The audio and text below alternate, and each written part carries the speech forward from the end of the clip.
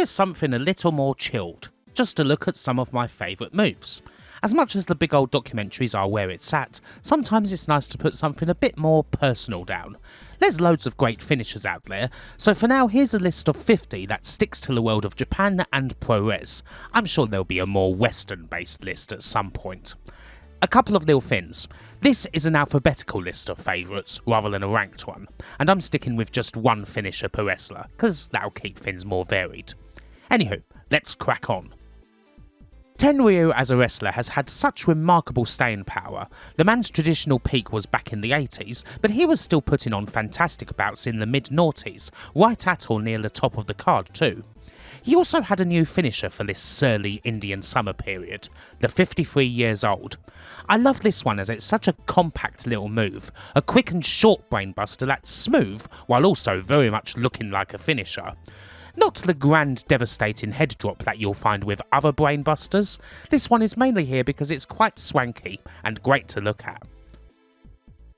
The Boma, or Kinshasa, or whatever you wish to call it, pretty much became the puro version of the sweet chin music.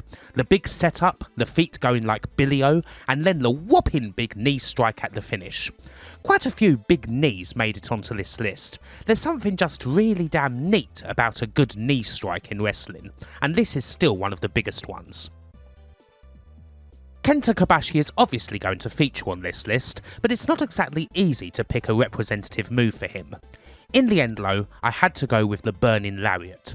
This was a perfect choice for Kobashi as he evolved into a top singles heavyweight, a brutal finish that, in many ways, feels like the perfect coup de grace. Summoning up the energy, grabbing that head, and then just bringing it home and taking the guy's head off. The hammer is obviously the most devastating move of them all, but very few people escaped the Burning Lariat, and obviously it was used a lot more. Similarly, Kenny Omega is another tough one, especially when we're sticking to just one move per guy. Obviously the One Winged Angel is a classic move, a proper finisher that certainly belongs on the list. However, I also love his earlier finish from the DDT days, the Croyt's Wrath, and because that's not as well known now, I thought I'd give it some shine. Named after a video of some kid raging at Halo back in the mid-noughties, you've got the electric chair setup, but Omega uses this for a nasty and tight-looking German suplex, one of the more novel takes on a classic. Famously, a top rope version was hit on Kota Ibushi that, well, it's just one of the many instances where you think something horrible has surely just happened to Kota Ibushi. The first Joshi finisher on this list is one of the nastiest. Indeed, this is also kind of the first super finisher on the list. Mima Shimoda has had a long and glorious career, wide-ranged yet consistent, all sorts of excellence, and an absolutely unholy finish. The Death Lake Driver is essentially a top rope release tiger suplex, and well, you don't need to say much more than that, do you? No subtlety with this one, it's pure evisceration, and from Tokyo Sweethearts to LCO and beyond, it's picked up a lot of victories for this legend. It's very appropriate that Shimoda is followed straight away by her greatest partner, Etsuko Mita. Las Cachoras Orientales are together on this list, and Mita's finisher is actually one of the most famous and influential of the lot, for she is the originator of the Death Valley Bomb. Many wrestlers have used the DVD since Mita cooked it up, but as much as we've had some other badass talents like Tatsuhito Takayama and Perry Saturn deploy the move over the years, she is still the best to use it. It's that age-old wrestling thing. A lot of wrestlers throw great Death Valley drivers, but only Etsuko Mita uses the Death Valley Bomb. Here's a finisher I've always loved loads, a flying DDT, only a more regular one, and from the top rope. Yoshinobu Kanemaru made it a more regular finishing move, calling it the Deep Impact. Mainly I just think this sort of DDT is really cool, even more so than the more common tornado variations, and it looks bloody nasty when done right. Kanemaru also has a very sweet spinning brainbuster, but this is my favourite of his, and a move that I think is a bit underrated. I do like quite a lot of finishers that just look, well, suave. Tetsuya Naito's Destino does look absolutely brutal when certain people sell it, the sort of move that a Kenny Omega absolutely relishes taking, for example. But in the main it's just a really cool looking move, like a standing moonsault reverse DDT of sorts, using the opponent to get the launch and then bringing them down. It's really sweet. Also, it was always cool to hear Kevin Kelly shout the move and hold that "oh" all the way through the 3 count. Another nasty as hell Joshi Puroresu move coming right up. Dynamite Kansai always deployed the Splash Mountain or Black Tiger Bomb as her main move, and that's obviously a move that's always cool in general. But when she does that from the second rope, well, that's when you get the Die Hard Kansai, the move that she needs to use in extreme circumstances. The Die Hard Kansai is, much like the Death Lake Driver, a move that essentially guarantees victory for Kansai whenever she does it. Hell, she's the only wrestler who ever got to hit a Black Tiger Bomb from the ropes with any consistency. I'd bet she'd actually be able to attempt it on Rey Mysterio and not get promptly Ranaed and pinned. Speaking of Ranas, you can't not have this one here, really. When it comes to brilliant aerial finishers, there's still very few moves that are quite as impressive as Dragon Kid's Dragonrana, just as a pure feat of athleticism, doing the big somersault, getting all that air, and then going straight from that into an utterly explosive Hurricane Rana and pin. Dragon Kid's been doing this move and many others for well over 20 years, and they still look absolutely incredible. One of the greatest high flyers of all time, without a doubt. Again, we come to another big one. It's really hard to pick for Misawa. I almost toyed with just picking the elbow. The Mitsuharu Misawa elbow is perhaps the deadliest regular strike in all of Puro, and it finished more than a fair few matches. In the end though, I went the other way, into super finish territory, and rather than the Tiger Driver 91, I've gone for the Emerald Flowsion Kai. Only used a few times, the Flowsion Kai had a 100% success rate for Misawa, and it's easy to see why. A suplex that goes perfectly into that side tombstone Flowsion? Oh, good lord. There's some particularly nasty examples, especially the one against Akira Taue, and whenever Misawa hit it, the result was no longer in any doubt. One of the best super finishers ever. Again, I could easily have just gone with knees for Yoshihiro Takayama. A lot of his matches finished with a well-placed knee, which isn't much of a surprise seeing as they're like bloody tree trunks. But Takayama brings the devastation from simplicity. You may say that the Everest German suplex is really just a regular German suplex, but the monstrous size of Takayama is what makes it. A German suplex is all a much more nastier when delivered so perfectly by a guy who's this big. And when you consider that in Puro the German suplex is usually a young lion or a junior heavyweight staple, the delivery here by a guy like Takayama is what makes this one really damn special. Jun Akiyama is another tough pick. This guy has had a lot of finishes over the years, from the King Crab Lock to the Stern Nest Dust. But really, his main calling card has still got to be the Exploder 98. Mainly because this wrist clutch exploder was, like the Burning Lariat for Kobashi, the move that Akiyama needed to permanently establish him at the top of the card.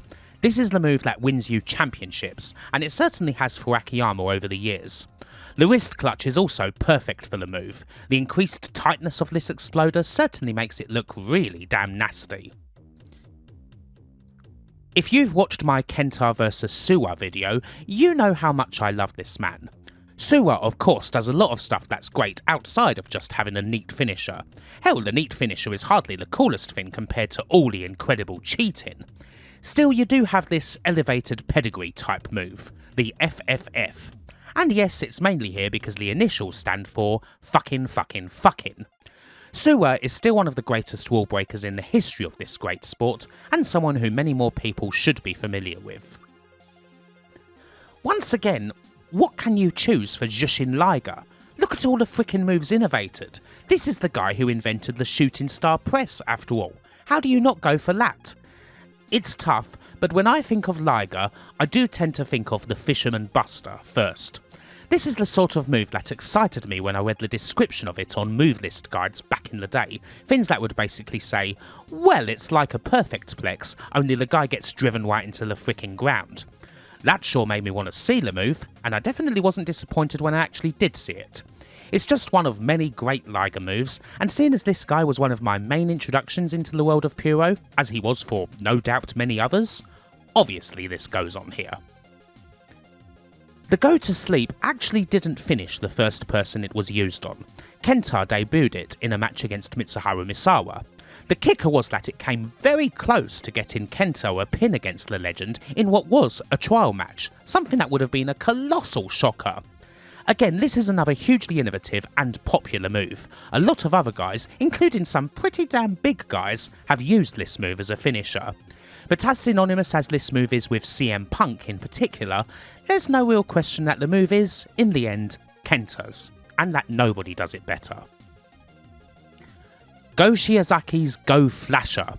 Maybe not the greatest name for a move ever, but again, this is a move that's really smooth, but also has a bunch of nice little intricacies. The switch of the arm from behind the neck to the front in particular, always been pretty cool. It's a fair bit like Kobashi's legendary Orange Crush, but because the Go Flasher finishes as a really nasty looking side slam, it's had a longer lifespan as a finisher because it's easier for Shiozaki to do the move to fellow heavyweights. It's the evil uncle himself. Minoru Suzuki's Gotch-Style piledriver is naturally a shoo-in for this list. I kinda love this move in general, it must be said. I am pretty sure that when I do a list purely for Western finishers, this move will be on here again, only it'll be Jerry Lynn's Cradle piledriver. There is a big difference between the two, mind. Whereas Jerry puts the cradle in when he's already got the guy up, Suzuki does the cradle right from the start, and that adds just an extra bit of nastiness that's thoroughly appropriate for one of wrestling's meanest men. It would be rude not to have a spot here for the once-in-a-century ace, let's be honest. I love a really good frog splash in general, it must be said. And while I don't think that Tanahashi's frog splash is the greatest ever, as that will always belong to both Eddie Guerrero and Art Barr, his is damn close. The next best, I would say. Mainly I've always enjoyed the rapid setup of the high fly flow, with the vault over the ropes, the quick dash up, and occasionally the little 180 spin too. Certainly a move that, to say the least, has been very successful for New Japan's boss man.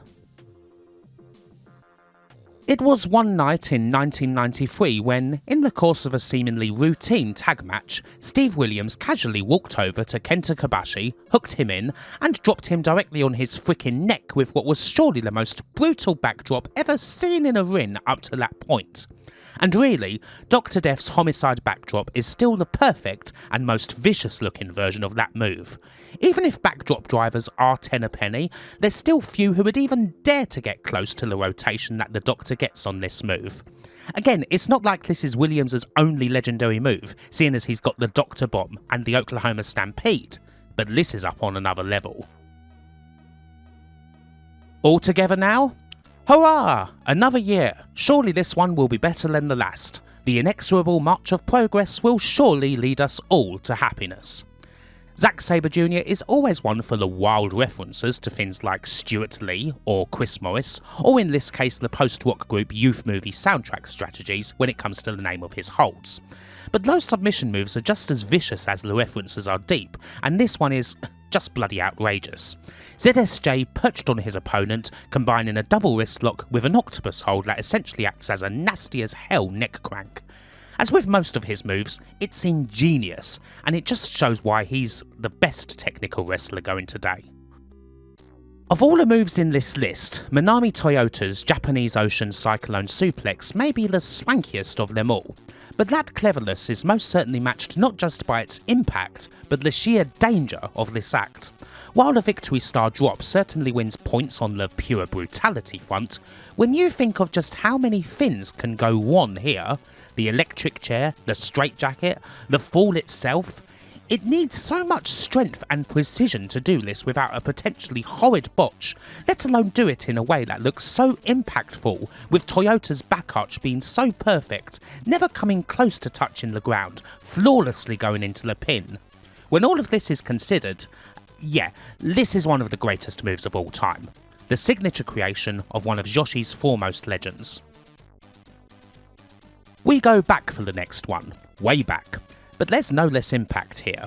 A tombstone piledriver is one thing, but a tombstone piledriver from a 7'2" afroed French behemoth? A jumping one at that? That's the sort of thing you would see from a younger Andre the Giant, and it's truly a sight to behold. It's a sight that sure makes you wince not just for the poor sod taking it, but for Andre himself. Seeing him jump so high, with no knee pads, onto those infamously hard 1970s rins? Ouch! But my god, the move is just pure devastation. Again, it's tough to pick a move for someone like Kota Ibushi. He's obviously got plenty in his arsenal, the likes of the Golden Star Powerbomb and all of that. But the Kamigoye perhaps has to win out here. The simplicity of the move is a little surprising considering who it is, although it does play off legit striking ability, and hey, simple though it may be, what could be more effective than grabbing a damn near already beaten opponent's arms and then finishing them off with a full-on knee of doom? It is quite Burning Lariat-esque, and I love that. We've got another submission, and this is the flawless example of one of wrestling's greatest and most effective submission holds. Before it was the Asuka lock, it was the Kana lock, a scissored crossface chicken win that, when executed and placed in the centre of the ring, there's basically no escape. Plenty of great wrestlers have used the chicken win over the years, but this application may well be the pinnacle. It's certainly been very successful. We've had some very intricate and complex moves on this list, but for some guys, well, something simple is all that's needed, and that's certainly the case with Bruiser Brody. Regular old knee drops are very common in wrestling, but the King Kong knee drop only belongs to one man. Nothing else is close. You get the big setup here, of course, coiling up in the corner, raising the arm, but the actual knee itself, the height that Brody gets on it, and how it just comes crashing down onto the opponent, that's a frickin' finisher, right there. Can also be done off the top rope too, you know, if Brody really wanted to make it look like he just committed homicide. A legendary finisher for a legendary man. Another pretty famous one here. This is the move that's most famously known as the Vertebreaker, wielded by the likes of Shane Helms, Homicide and Cody Rhodes, just to name a couple, but it was originated by Megumi Kudo. The Kudo driver, or Kodome Valentine, is another one of those majorly nasty looking moves, possibly the move that stresses, like no other, how important it is to tuck that chin. It's a great move in the hands of several people, but it wouldn't have happened without Kudo coming up with it first. Here's a move that's a little more unheralded, but no less awesome, and it's a chance to send some love to Kotaro Suzuki, Noah's firstborn. Kotaro has a few very neat moves, but this is his super finish, the Mass Driver, and it's an absolute belter. A back suplex setup, but the guy gets rolled through, and then it's a rapid turn right into a DDT.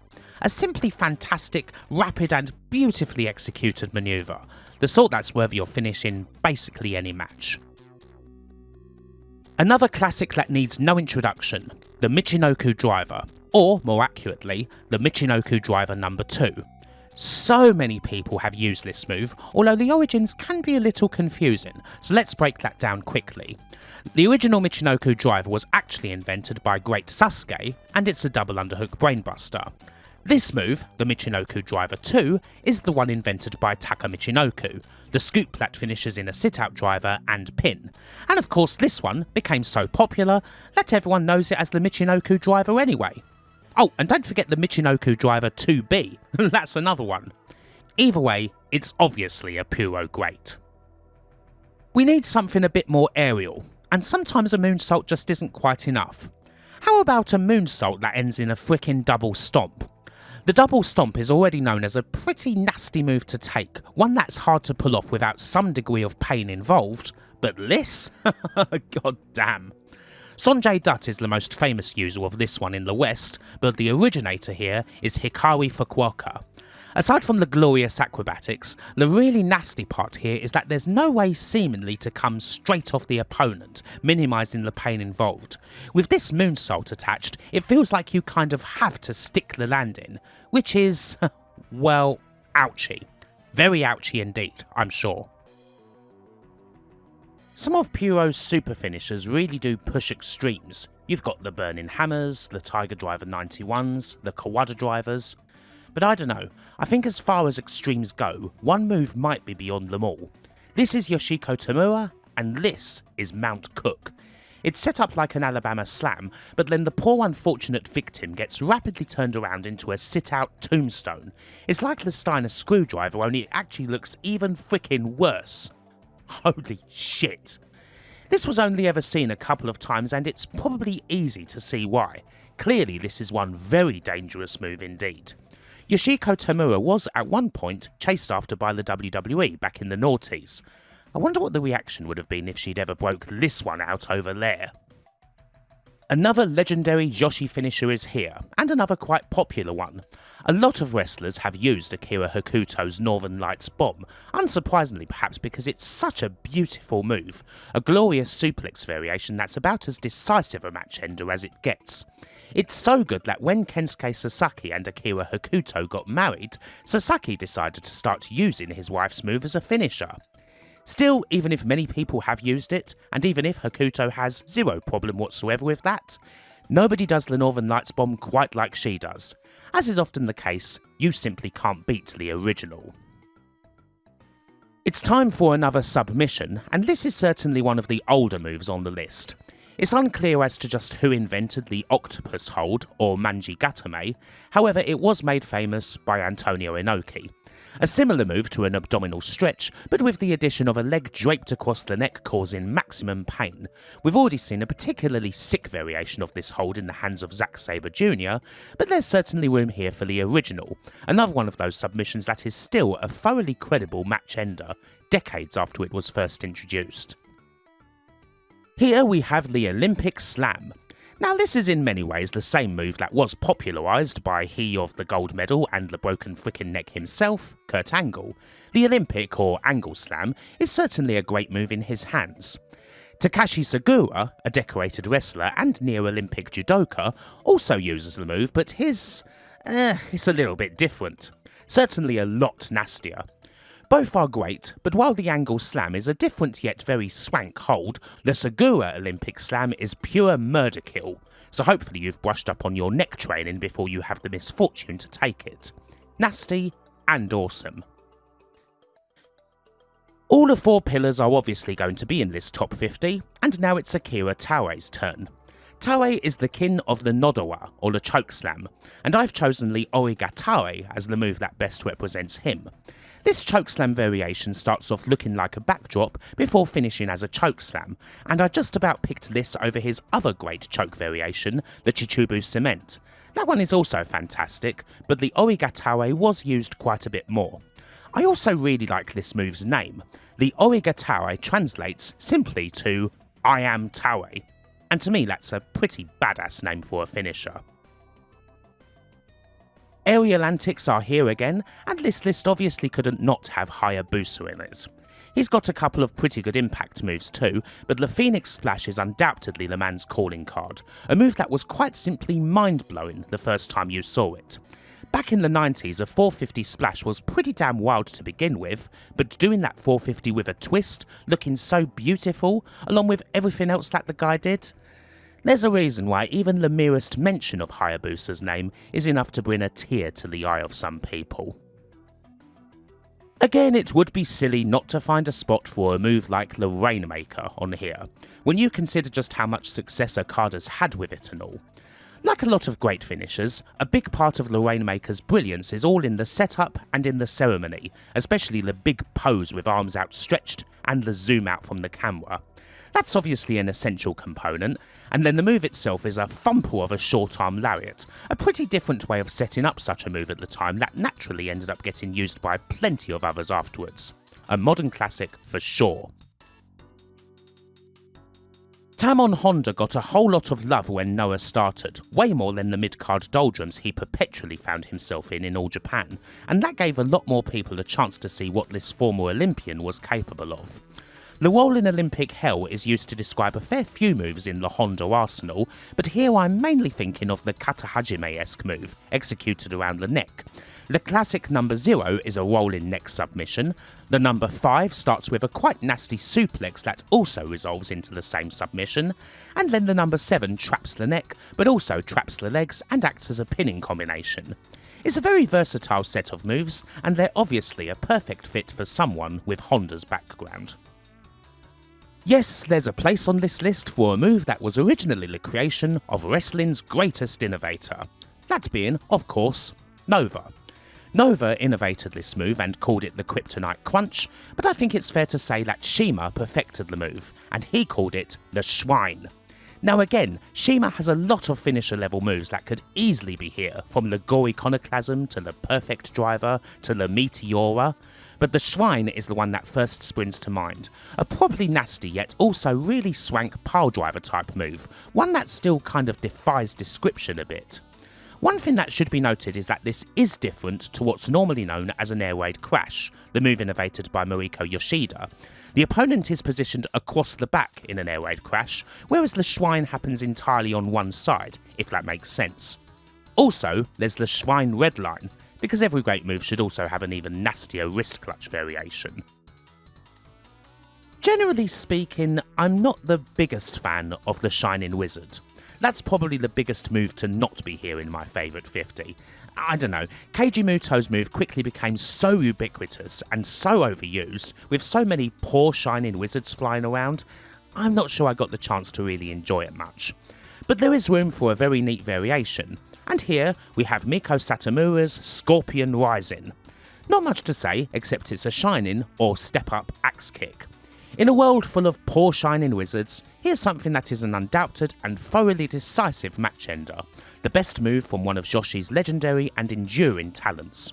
We'll miss seeing it when she retires next year. Staying with Joshi, we have another aerial classic, and it's Kairi time.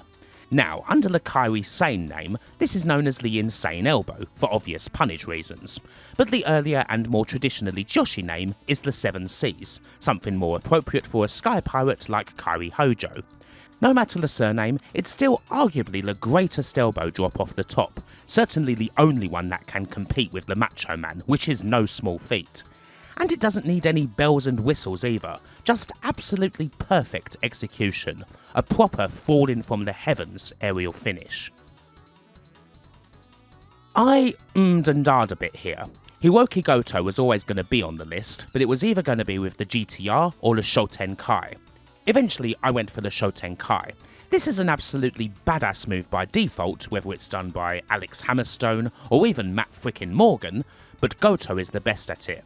It sounds so perfect in a New Japan ring, it must be said, like a whopping great mallets just hit the canvas at full speed, driving a nail right through it into the floor. Goto's always had a lot of love here, and moves like this are a big part of it. Another classic aerial move, and another one from the archives of Joshi. The Sky Twister Press is, it must be said, a pretty frickin' full-on one. Chapurita Asari basically went all out with this one whenever she went for it, with the most rapid rotations possible. It must be said that early on in her career she didn't always hit it, although she was much more accurate as time went on, usually more so when performing it with her back to the opponent rather than facing the front. Either way, this is an aerial classic, a beautiful move that's a big part of Chapurita's legacy as one of Joshi's primo high flyers back in the 90s. Here's another striking finisher, and this time it's Masato Tanaka with an absolutely vicious sliding forearm. You can pretty much guarantee that if one guy's running and the other's sitting on the mat looking pretty weary, that second guy's about to have a very bad day, and that sure is the case with the sliding D. Again, not sure what else needs to be said here. It's one of Puro's very toughest men, the almighty Dangan himself, throwing his full body weight into an absolute ripper of a forearm shot. Great moves like this are part of the reason why Tanaka is not only still going at the age of 51, but still awesome at that age too. That and of course him clearly not being human. The final pillar is here at last. It's time for Dangerous K. And we actually haven't had all that many power bombs on the list, which is surprising seeing as it is one of the most common finishes in all of wrestling no matter where you are. But I was kind of saving it all for this one. Toshiaki Kawada is represented by the Soul Powerbomb, generally his main go-to over the years. The Soul Powerbomb is one of my very favourite moves, usually because it entails so much drama. No matter what, you know that Kawada is going to be straining like hell to try and get the other guy up, looking like he's in absolute agony in the process, and then, with one big rush of strength, he gets the opponent up and slams them down. Usually, just to be sure, Kawada throws his whole body weight into the pin. This is wrestling personified in a simple move, doing whatever it takes, every last little bit, to win. No one sells that quite like Toshiaki Kawada.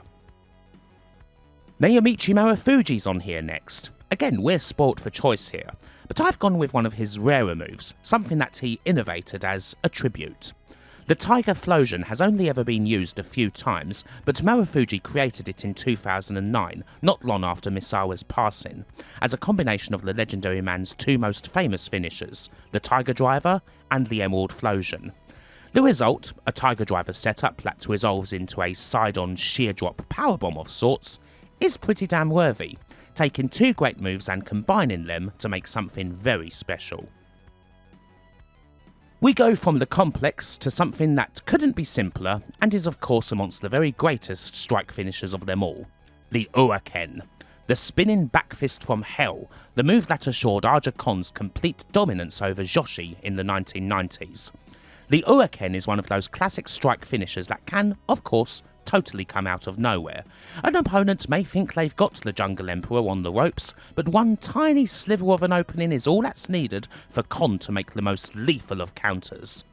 And of course, there's the more ceremonial setup version, grabbing that head, a couple of cheeky little smacks, and then the finishing shot. Either way, this one's perfect. It would be silly not to have a moonsault on this list, wouldn't it?